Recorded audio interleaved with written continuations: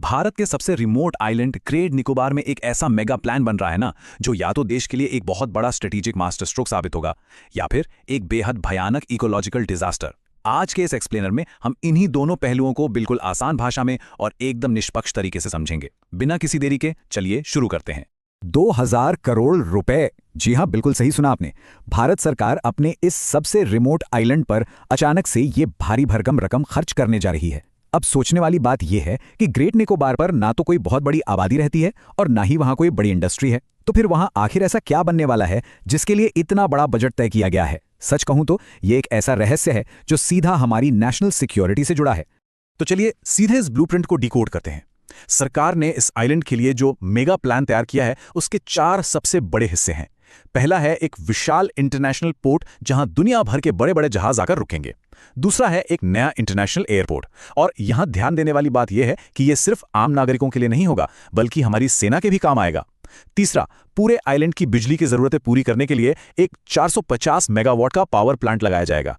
और चौथा, जो सच में सबसे हैरान करने वाला है, वहां एक पूरी की पूरी नई हाईटेक स्मार्ट सिटी बसाई जाएगी। अब जरा इस बदलाव के स्केल को इमेजिन कीजिए।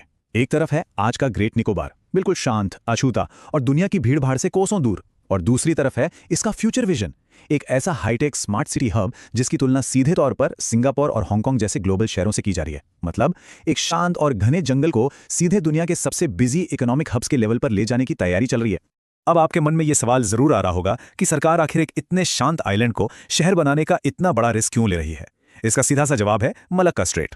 इसे आसानी से समझने के लिए ना रोजमर्रा के ट्रैफिक जाम के बारे में सोचिए। मान लीजिए आपके शहर की सारी गाड़ियों को एक बहुत ही पतली और संकड़ी सड़क से गुजरना पड़े। अगर वो सड़क किसी भी वजह से ब्लॉक हो जाए तो क्या होगा? पूरा शहर रुक जाएगा ना। मलक्का स्ट्रेट भी समंदर का बिल्कुल वही पतला सा रास्ता है।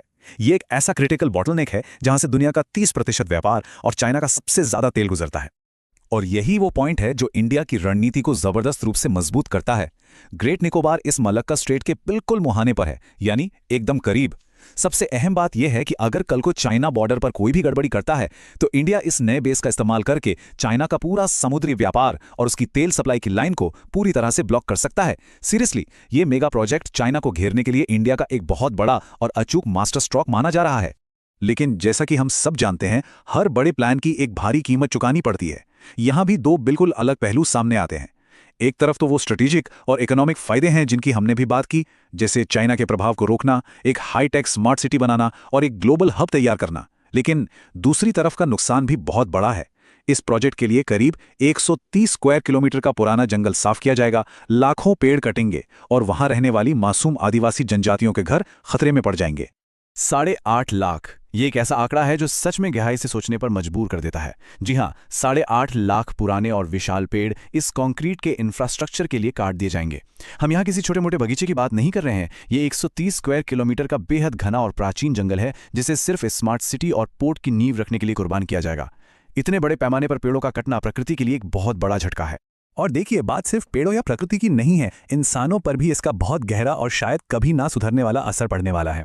इस आइलैंड पर हजारों सालों से शोम्पेन और निकोबारीज नाम की आदिवासी जनजातियां रहती आई हैं। ये एक ऐसा समुदाय है जिसका बाहरी दुनिया से आज तक कोई मतलब ही नहीं रहा है। वो एकदम शांति और अपनी पुरानी परंपराओं के साथ जी रहे हैं। इस अचानक होने वाले बाहरी कंस्ट्रक्शन और शहर के बसने के कारण अब उन आदिवासियों के अस्तित्व पर ही एक बहुत बड़ा खतरा मंडरा रहा है। और बिल्कुल यही वजह है कि देश विदेश के साइंटिस्ट और एनवायरमेंट एक्सपर्ट्स बेहद डरे हुए हैं। उनका स्पष्ट मानना है कि इतनी विशाल कंस्ट्रक्शन से वहां के यूनिक जानवरों, जंगलों और इन बिल्कुल अलग थलग रहने वाले आदिवासियों का वजूद ही हमेशा के लिए मिट जाएगा। उनका जो प्राकृतिक घर है, यानी उनका हैबिटेट, वो सब कुछ इस मेगा इंफ्रास्ट्रक्चर की भेंट चढ़ सकता है।